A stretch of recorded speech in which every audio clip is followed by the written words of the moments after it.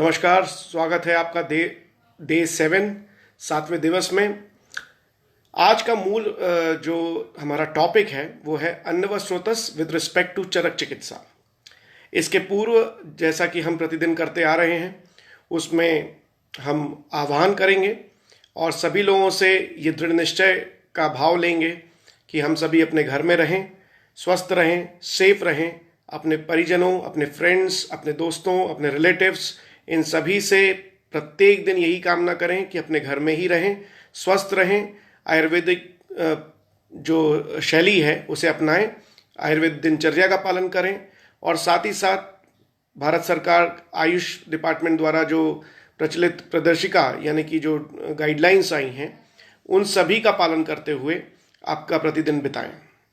आसान सी गाइडलाइन है, प्रत्येक चीज़ हमारे घर में अवेलेबल है, उन सभी को लें, अपने सारे मित्रों को उस गाइडलाइन को फॉलो करने के लिए कहें। हमारी इम्यूनिटी यानी व्याधि क्षमत्व अच्छा होगा तो हम इस क्या किसी भी प्रकार की महामारी से विजय प्राप्त करेंगे। जय आयुर्वेद।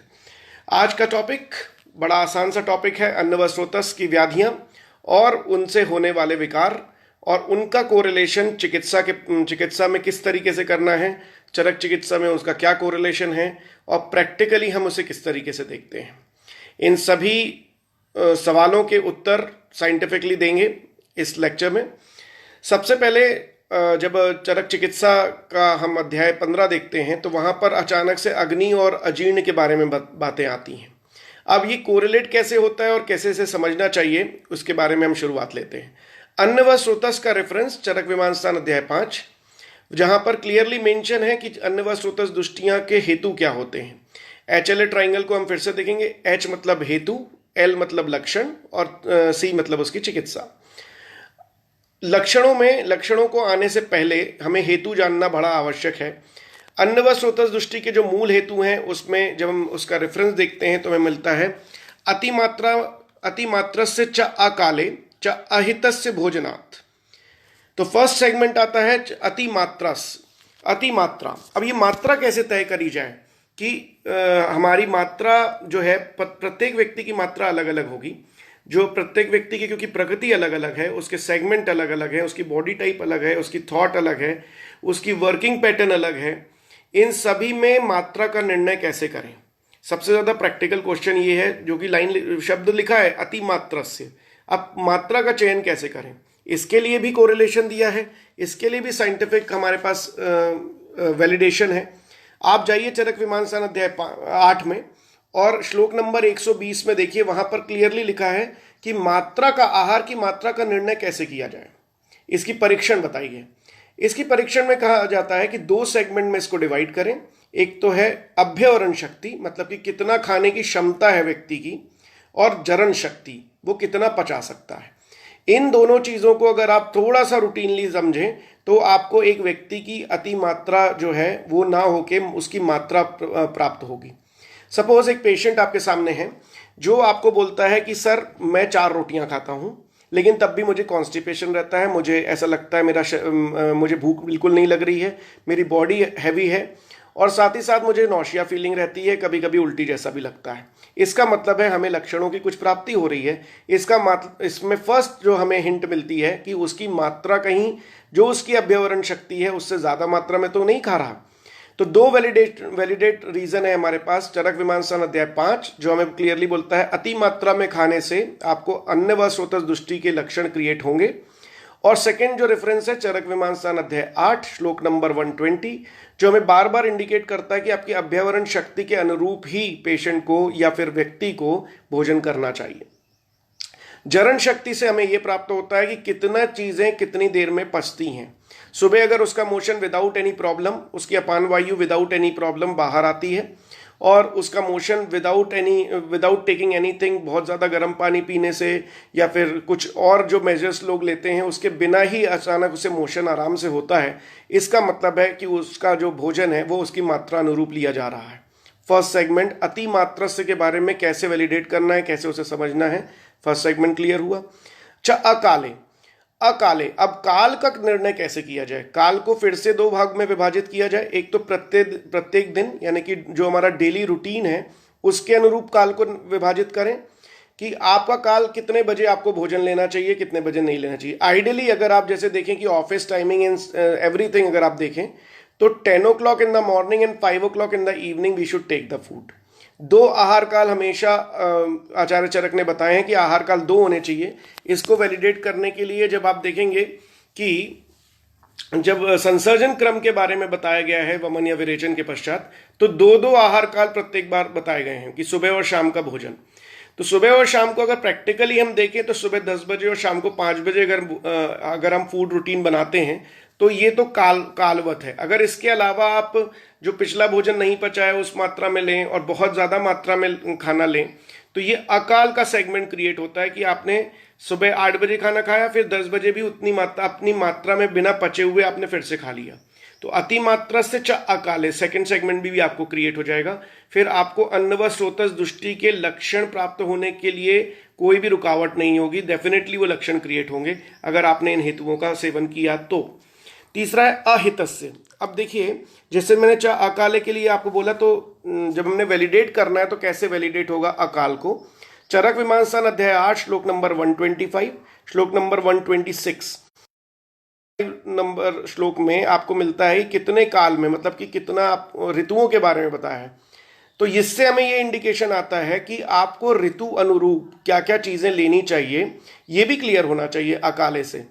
क्योंकि अगर सपोज हेमंत ऋतु चल रही है और आप कफवर्धक आहार ही ले रहे हैं तो वो भी मतलब जो काल चल रहा है उसके विपरीत आप भोजन ले रहे हैं तो वो भी अनफॉर्चुनेटली आपको अन्न व स्रोत दुष्टि क्रिएट कर सकता है।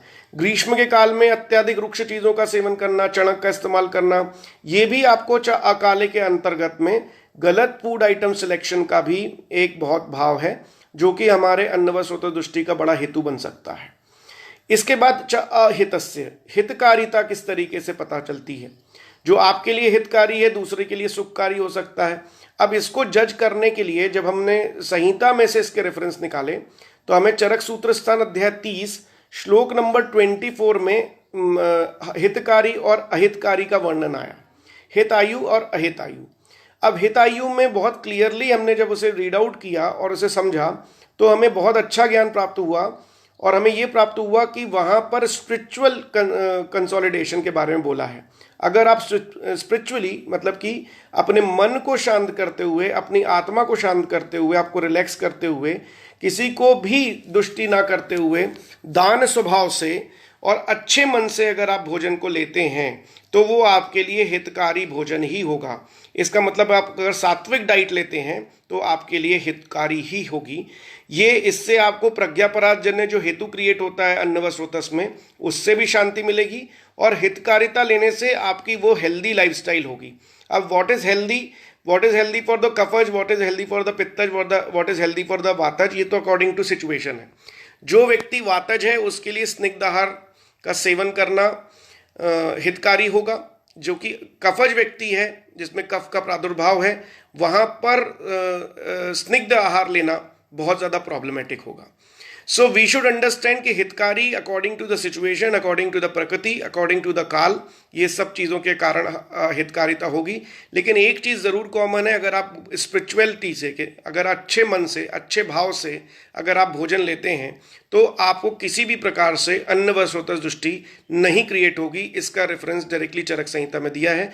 मैंने वैलिडेट रीजन भी आपको बताया जो कि आपको मिला चरक सूत्र स्थान अध्याय 30 श्लोक नंबर 24 में कि हितकारिता की वैल्यूज क्या हैं, हितकारी किस तरीके से समझना चाहिए। तो जो अहितस्य है उसके विपरीत अगर आप हितकारिता का सेवन करेंगे तो वो हेतु नहीं बनेगा, उसके कारण हमें अन्न व स्रोतस दुष्टि नहीं क्रिएट होगी। अंत में जो एक शब्द आता है जब हम अन्न व स्रोतस दुष्टि के हेतुओं को देखते हैं तो वहां लिखा है वैगुण्यात्य पावकः। अब विगुण्य मतलब विकृति अगर पावक में हुई है, पावक मतलब अग्नि की विकृति किस तरीके से समझे, इसका वैलिडेट आंसर हमें मिलता है चरक चिकित्सा अध्याय 15 गृहिणी चिकित्सा में, जहां पर क्लियरली मेंशन है कि अग्नि दुष्टि किस तरीके से क्रिएट होती है। क्योंकि गृहिणी की मूल संप्राप्ति अग्नि के कारण होती है और गृहिणी जो है वो अग्नि का ही मूल स्थान है, जो काय अग्नि का रखने का मूल स्थान है। अगर गृहिणी दुष्ट हुई है तो डेफिनेटली काय अग्नि दुष्ट होगी और उसके कारण भी बहुत अच्छे से एलेबरेट किए गए हैं। उन उन कारणों को ही देखते हैं। चरक विमान स्थान अध्याय 5 में जब हमें ये बताया गया कि विगुण्यात पावका के कारण हमारा अन्नवा स्वतः दुष्ट होता है, तो उसको हमने जब क्लब किया, चरक चिकित्सा अध्याय 15 श्लोक नंबर 42-43, चरक चिकित्सा अध्याय 15 श्लोक नंबर 42-43, तो हमें मल्टीपल आंसर मिले, जिसमें श्लोक में लिखा था अभोजनात्, अगर आप भोजन ही नहीं करते हैं, जो 2 भोजन काल बताए गए हैं, अगर आप उनमें भोजन नहीं करते हैं तो आपको अन्नवा स्वतः दृष्टि डेफिनेटली हो सकती है। अजीर्ण भोजनात्, अगर आपको पहले से ही कॉन्स्टिपेटेड सिचुएशन है और आपने because of force, because of the timing, अगर आपने उसमें भोजन किया है, उस टाइम पे आपको भोजन अवॉइड करना चाहिए, जिससे कि आपकी अन्नवा स्वतः दृष्टि ना क्रिएट हो। विषमाशनात्, मतलब कि विषमता पूर्वक, कभी ज़्यादा खा लेना, कभी कम खा लेना, कभी डाइट जितनी है उससे भी दुगना खा लेना, कभी डाइट जितनी है उससे भी बहुत ज़्यादा कम खा लेना। ये हम जनरली करते रहते हैं, day to day routine practice में भी होता है, और ये हमारे हेतुओं के रूप में हमारी पावक यानी अग्नि को दुष्ट करता रहता है, और समहाउ हमें बहुत ज़्यादा अन्नवा स्वतः दृष्टि क्रिएट होती है, जिसके कारण मैक्सिमम पेशेंट जो है अन्नवा स्वतः दृष्टि के हमारे पास प्रैक्टिस में आते हैं, और हमें उनके एग्जैक्ट रीज़न ना मालूम होने के कारण, एग्जैक्ट हेतु ना मालूम होने के कारण, हम उन्हें पूरा डाइट शेड्यूल में तो देते हैं, लेकिन कौन सी चीज़ें लेनी चाहिए, कब लेनी चाहिए, कितनी मात्रा में लेनी चाहिए, इन बारे में जो बार बार यहाँ पर हेतुओं में वर्णन आया है, हम उसे अवॉइड कर देते हैं। तो we should make this thing also very clear कि उनमें अजीर्ण अगर है तो हमें उन भोजन नहीं देना है उस टाइम पे। अगर वो विषमाशन कर रहा है, कभी ज़्यादा कभी कम आहार ले रहा है, तब भी एक प्रॉब्लम हो सकता है। असात में गुरु शीत रुक्ष विरुक्षम संदुष्ट भोजनात्, दिस इज वेरी कॉमन, और सबसे ज़्यादा कॉमन आजकल यही है, गुरु शीत आहार और संदुष्ट आहार का लेना। Packed food material, junk food material का एक्सेसिव इनटेक आजकल यंग या फिर ओल्ड किसी भी जनरेशन में मिल रहा है। पैक्ड फूड मटेरियल हर लेवल पे चल रहा है, मैदे का इनटेक बहुत ज़्यादा है। जो साथ में नहीं हुई चीज़ें हैं, जैसे कि अगर बुजुर्ग हमारे साथ में रहते हैं और हम उन्हें पिज़्ज़ा और पास्ता खिलाते हैं या फिर मैदे के आइटम्स खिलाते हैं, तो अचानक उनके लिए असात्मता रूप आ जाती है, क्योंकि उन्होंने लाइफ टाइम पे कभी ये चीज़ें खाई नहीं रहती। फॉर द चेंज हम जब उन्हें कहते हैं और वो चीज़ें उन्हें साथ में नहीं रहती और थोड़े थोड़े दिनों में उसे चेंज करते रहते हैं, तो भी प्रॉब्लमेटिक है।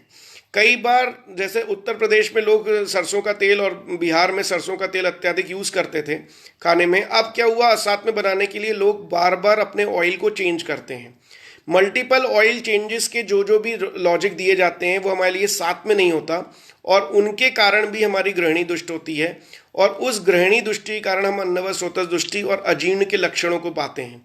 लोग बार बार ऑयल चेंज करने के बाद भी कॉन्स्टिपेटेड फील करते हैं, लाइट फीलिंग नहीं आती है, उनके मल में अवरोध क्रिएट होता है, उनको हैवीनेस रहती है, उन्हें नौशिया फीलिंग रहती है। इन सब लक्षणों के साथ में पेशेंट हमारे सामने आता है।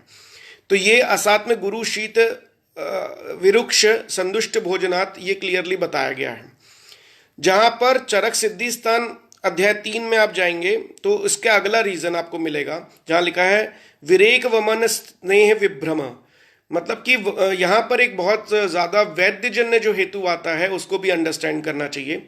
वैद्यजन्य हेतु मतलब कि अगर आप वैद्य हैं और आपने वमन विरेचन और स्नेहपान अच्छे से नहीं कराया, और उनकी हीन और अति मात्रा के कारण अगर किसी पेशेंट को गृहिणी क्रिएट हुआ या फिर अग्नि दुष्टि क्रिएट हुई, तो उसे पहले अजीर्ण के लक्षण मिलेंगे। अगर आपका वमन और विरेचन प्रॉपरली नहीं हुआ, मिथ्या रूप से हुआ है, तो भी आप एक रिस्पॉन्सिबल फैक्टर बन जाते हैं अन्नवा स्वतः दृष्टि के। So we should make this very clear and make it understand कि जब आप वमन और विरेचन के लिए किसी भी पेशेंट को प्लेस करते हैं तो उसकी अग्नि की जांच बहुत अच्छे से करें, और उसमें स्नेहपान की मात्रा बहुत अच्छे प्रमाणिक रूप से दें, क्योंकि अगर इसमें गलती होती है तो डेफिनेटली आपको अजीर्ण के लक्षण बाद में भी वमन विरेचन करने के बाद भी मिलेंगे, और वो अजीर्ण जो है वो दोषों की लीन अवस्था में रहेगा, तो कभी भी उसे ठीक करने में अत्यधिक समय लगेगा।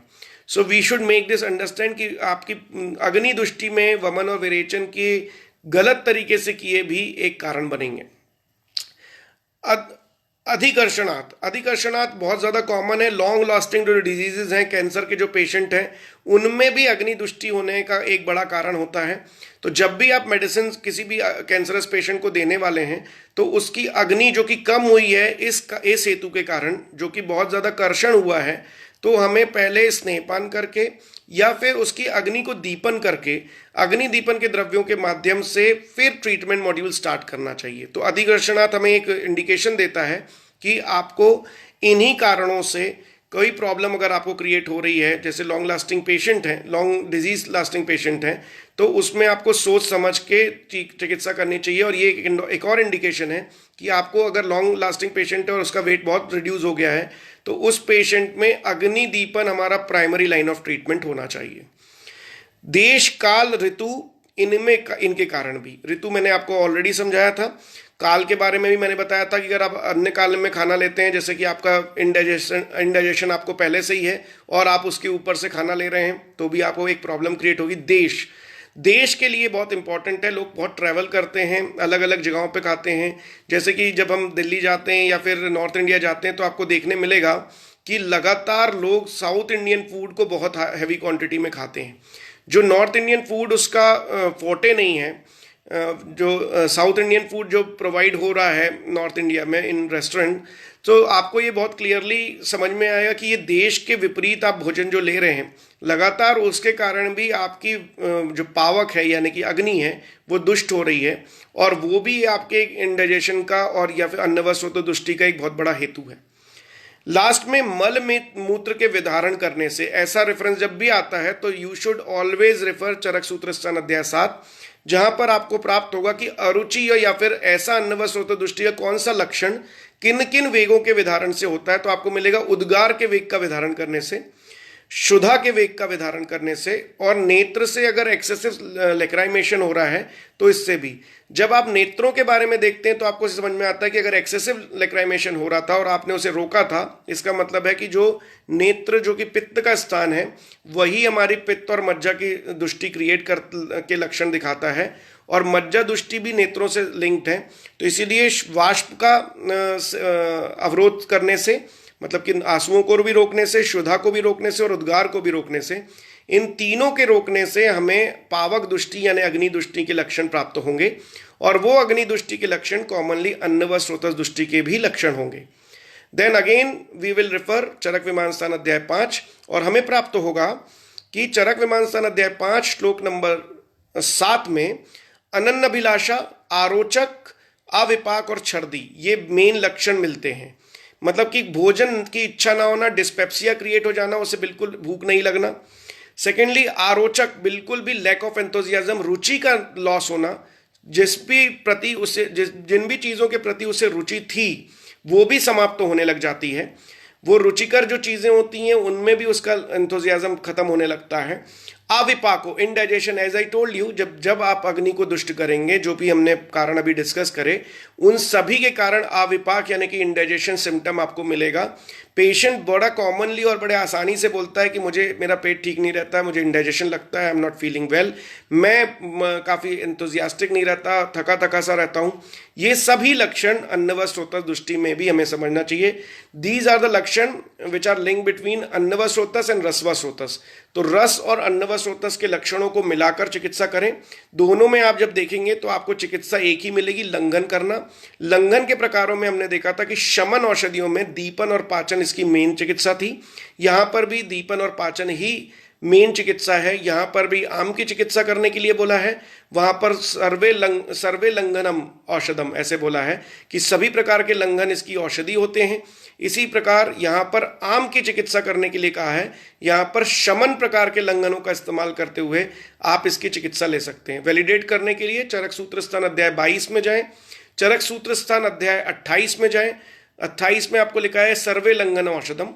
चरक विमान स्थान अध्याय 5 में जाएं, श्लोक नंबर 25 को देखें, वहां पर लिखा है आम की चिकित्सा करने से आपको अन्न व स्रोतस की दृष्टि में लाभ होता है। 3 रेफरेंसेस आपके सामने हैं। चरक विमान स्थान अध्याय 5 श्लोक नंबर 25, चरक सूत्र स्थान अध्याय 28 जहां पर आपको रस व स्रोतस की चिकित्सा सर्वे लंघन औषधम के बारे में लिखा है। लंघन को पाने के लिए आपको चरक सूत्र स्थान अध्याय 22 लंघन ब्रहणी अध्याय में जाना पड़ेगा। लंघन के प्रकारों को समझने के लिए 2 भागों में विभाजित करना पड़ेगा, जिसमें शोधन लंघन में 4 प्रकार की संशुद्धियां, वमन, विरेचन, शिरोविरेचन और निरुवस्तियों के बारे में वर्णन आता है, और अन्य में शमन चिकित्सा में दीपन औषधियों और पाचन औषधियों के बारे में वर्णन आता है। त्रिशा लंघन भूखे रहना, ये सब भी आते हैं, लेकिन यहाँ वहां से आपको दीपन और पाचन को लेना है। अब दीपन और पाचन को अगर बिल्कुल इजी तरीके से ट्रीट करना है तो आप चरक सूत्रस्थान अध्याय 4 में चले जाएं, आपको दीपनी महाकषाय प्राप्त होगा। दीपनी महाकषाय को आप देखें तो चरक सूत्रस्थान अध्याय 4 बड़ी इजी मेडिसिन और घरेलू मेडिसिन से आप अन्नव स्रोतस दुष्टि की चिकित्सा को शुरू कर सकते हैं ट्रीट करना। दीपनी महाकषाय चरक सूत्रस्थान अध्याय 4। उसी प्रकार जब आप थोड़ा सा आगे बढ़ेंगे, जब आप कल्पों के बारे में सोचेंगे तो आपको चरक चिकित्सा अध्याय 15 गृहिणी की चिकित्सा में जाना चाहिए और वहां के कल्पों को निर्धारित करना चाहिए सेगमेंट में कि शमन रूप से आप क्या यूज करें। तो वहां पर दीपन करने के लिए वहां पर अत्यधिक रूप से घृत और तक्र का इस्तेमाल किया गया है, जो कि everyday day to day life में भी आप यूज करते हैं। तक्रारिष्ट बनाने की विधि बताई है, घृत में दशमूल घृत को यूज किया है। नॉट वेरी डिफिकल्ट, आप इसे इस तरीके से मत समझें कि हमें क्या ट्रीट करना है, पहले उसका बेसिक कॉन्सेप्ट समझें कि जब भी आपको ट्रीटमेंट मॉड्यूल डिसाइड करना है तो आपको दीपन और पाचनी मेडिसिन के बेसिस पे ही डिसाइड करना होगा। हम आयुर्वेद की जब भी बातें करते हैं या चिकित्सा समझते हैं तो दीपन पाचन बड़ी आसानी से बोल जाते हैं, लेकिन दीपन और पाचन औषधियों का सिलेक्शन क्राइटेरिया जब आपको लेना है, चरक सूत्रस्थान अध्याय 4 में चले जाएं, चरक चिकित्सा अध्याय 15 में चले जाएं। इनसे आपको बड़ी आसानी से और बड़ी स्ट्रेंथ वाली दीपन और पाचन औषधियां प्राप्त होंगी। First line of treatment for any disease I am saying, किसी भी डिजीज में आप जब शुरुआत करते हैं और आप अगर दीपन पाचन औषधियां उसे देते हैं, जो कि 2 रेफरेंस मैंने आपको बताए, उसके लाभ से आप अन्नव स्रोतस तो ठीक है, आप रसव स्रोतस भी और साथ ही साथ उत्तर चीजों को करते हैं। अब ये क्यों मैंने कहा, उसका आंसर मैं आपको देता हूं। क्योंकि जब लक्षण समुच्चय हमारे सामने क्रिएट होता है हेतुओं के बाद, तो उसके बारे में बड़ा ब्यूटीफुल वर्णन आया है चरक चिकित्सा अध्याय 15 श्लोक नंबर 44। तस्य लिंगम अजीर्णस्य, अजीर्ण क्यों क्रिएट होता है, वहां पर उन्होंने बताया कि जब अन्न उचित रूप से नहीं पचता और उसके उत्पन्न होने वाले अजीर्ण के जब लक्षण आप देखते हैं तो वो अलग अलग जोन में उसका डिवीजन दिया है कि जब आप विष्टम्भ क्रिएट होता है और सिर्फ अजीर्ण होता है तो क्या होता है, शरीर में शिथिलता, बॉडी लैक्स हो जाती है, हेडेक होने लगता है, शिरशूल, मूर्छा, हमें डिस्कम्फर्ट होता है, कई बार चक्कर भी आते हैं, पीठ में, बैक साइड में और कटी में लगातार स्टिफनेस क्रिएट होने लगती है, जम्हाइयाँ आने लगती हैं, पूरी बॉडी में किसी ने मारा हुआ हो ऐसा फील होने लगता है, लगातार प्यास लगती है, कल भी हमने डिस्कस किया था, ज्वर सी फीलिंग आती है, हमें ऐसा लगता है जैसे हमें फेवरिश फीलिंग है, मन में अच्छा नहीं लगना, इंद्रियों में अच्छा नहीं लगना और पूरी बॉडी में संताप के लक्षण क्रिएट होना ऐसा लगने लगता है, बड़ा बार बार वमन प्रवाहन, मतलब कि बार बार उल्टी जैसी इच्छा होती है और भोजन के प्रति अरुचि और अन्न पचन की कंडीशन नहीं होना। ये सिर्फ सामान्य अजीर्ण के लक्षण हैं जो कि चरक चिकित्सा अध्याय 15 श्लोक नंबर 44 में दिए हैं। लेकिन इसके बाद की जो लाइंस हैं जो उसमें बताया है, जब इसमें पित्त संश्लिष्ट कर जाता है, मतलब कि पित्त का कोलैबोरेशन हो जाए, आपको एसिडिटी भी हो साथ में इंडाइजेशन भी हो जाए, तब पूरे शरीर में बर्निंग सेंसेशन, बहुत ज़्यादा प्यास लगना, आपको जब बोलते हैं छाले हो जाना, जैसे कॉमनली बोला जाता है अरे आपका पेट सही नहीं है, इंडाइजेशन हुआ है और आपको छाले हो गए, इसका मतलब है पित्त का संश्लिष्ट क्रिएट हुआ है। आपको एसिडिटी होना, अम्ल पित्त के लक्षण क्रिएट होना और पित्त के अन्य विकार भी आपको क्रिएट हो सकते हैं, लेकिन वहां पर आम निर्मित हो जाएगा क्योंकि यहाँ पित्त की संसृष्टि हुआ है।